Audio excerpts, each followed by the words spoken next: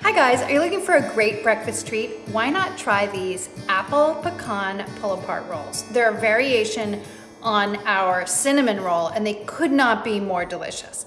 One thing, if you want to make them, you got to start the day ahead so that they can slowly rise and develop flavor overnight. So follow along for the simple steps. The key to our dough, the secret to our dough, is this cooked potato. This is a russet potato that I've boiled until it's soft and then drained, obviously. And then you have to put it through a ricer. It needs to be nice and fine. If you don't have a ricer, you can use a food mill. If you don't have a food mill, you can crush it by hand. But my preference is a ricer or a food mill because it comes out nice and fine. You'll need 2/3 of a cup of riced potato, and it should be slightly cooled. So do that first before you do anything else. This is a 2-day process, but if you wanted to get it all done in one day, you could. But if you want to eat these for breakfast, it's actually better to do it the day ahead because then it's ready for you when you want to bake it. You want to let that cool just a little bit, but you can move on with the rest of your dough while you're letting that cool off. It's a milk dough. I have 1 cup of milk. This milk I just warmed briefly in the microwave. You can do it on top of the stove. Needs to be sort of warm room temp. Add a packet of yeast, it's 2 1/4 teaspoons, and let that stand until it's dissolved, and it should get a little bit foamy, but if it doesn't get foamy, it doesn't necessarily mean that the yeast isn't working. Sometimes it works a little bit more slowly when you do it in milk, but the key here is to get it nice and dissolved and to make sure that it's active. And that's why you dissolve it in the milk and let it stand until it's foamy. But like I said, milk has a tendency to make it work more slowly, and I never really have the patience to wait until it gets completely foamy when it's in milk. While I'm waiting, I'll measure out some potato. That was an 8-ounce potato, and it yielded almost exactly the right amount. Come on, little guys. If you talk to them, it works. It really helps. Okay, then you can add the rest of the ingredients. It's 1 egg. 6 tablespoons of melted butter, 2/3 of a cup of sugar, 3 1/2 cups of bread flour. So the bread flour will give a really nice texture to the dough in addition to that potato, which adds a lot of moisture and tenderness. This will give chew, which is another important component. If you don't have bread flour, you can use all-purpose. You also want to add the potato to the mixer. Don't let it be too hot, but it doesn't have to be completely room temp. And then 1 1/2 teaspoons of kosher salt. And then mix everything until it forms a dough.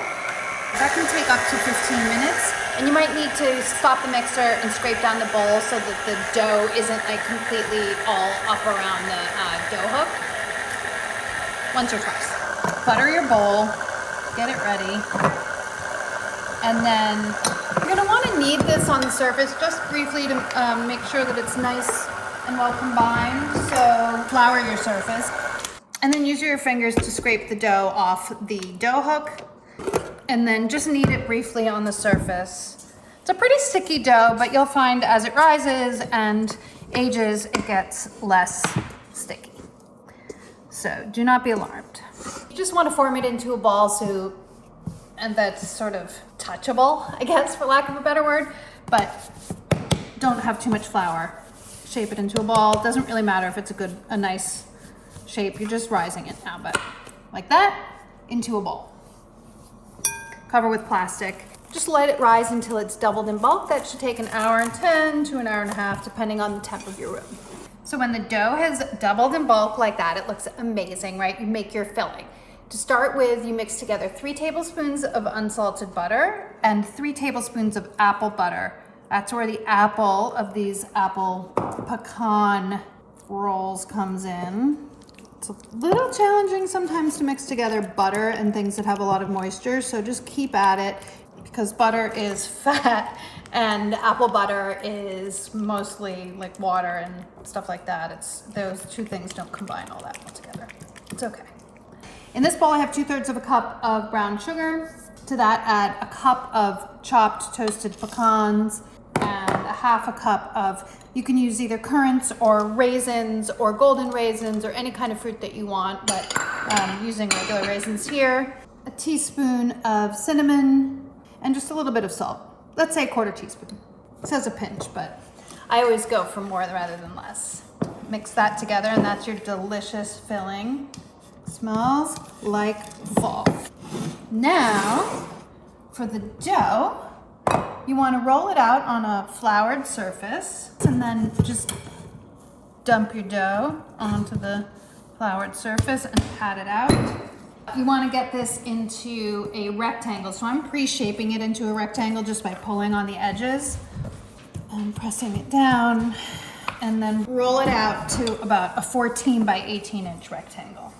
You may need to let it rest about a minute or two just to relax the glutens, because the minute you turn the dough out of the bowl, it sort of seizes back up a little bit, makes it a little bit springy. So if you need to, you can do that. I don't seem to be having too much of a problem, but you can see that it's springing back. Look, see? The more you let it rest, the less that will happen. I like to use my hands to sort of pull into a better shape. Okie doke. Then spread your glue, otherwise known as butter and butter, over your dough.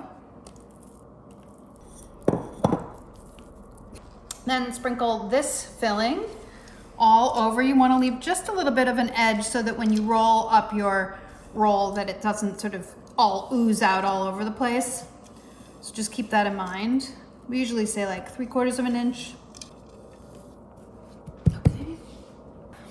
So then you just start from one long side and roll it up as tightly as possible into a long roll, like a jelly roll. And then this can go into the refrigerator to firm up. The only reason that I'm putting this in the fridge is so that it's easier to slice, which you need to do.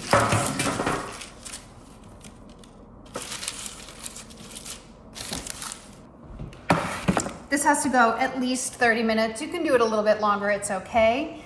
Brush your pans with butter. These are 2 8-inch cake pans.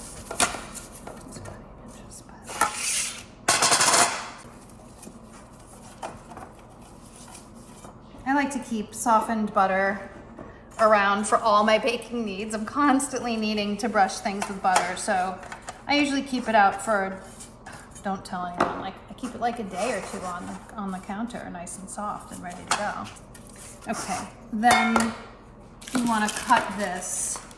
Cut it through the center, this way you don't mess it up, and then it's 6 on either side. 2, 3, 4, 6. And then you arrange these cut side up in your pans. Once you have them cut and in the pans, then put them into the refrigerator for 8 hours, overnight, 12 hours, something like that. And then when you're ready to bake, think about it about an hour and a half ahead of time, because they need to proof out of the refrigerator. And here they are once they've proofed. They're nice and soft and tender, and then these go into the oven and they take about 30 to 35 minutes to bake. I know this seems like a lot, but it's actually really, really simple. It's mostly time either in the refrigerator or sitting on the counter. It's not that much work. Ooh, brown and beautiful. So these are done. They have to be brown and puffed, and if you use an instant read thermometer in the center, it should read 220 degrees. You just take these out, let them cool a little bit, and then we're gonna glaze them.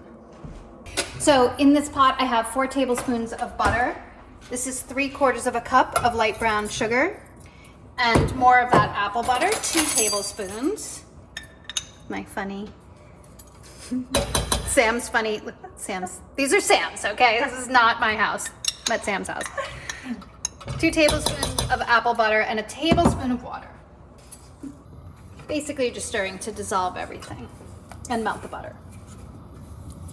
Okay, so this needs to come to a simmer, and then just let it cook for like 1 minute. 1 minute. Alrighty.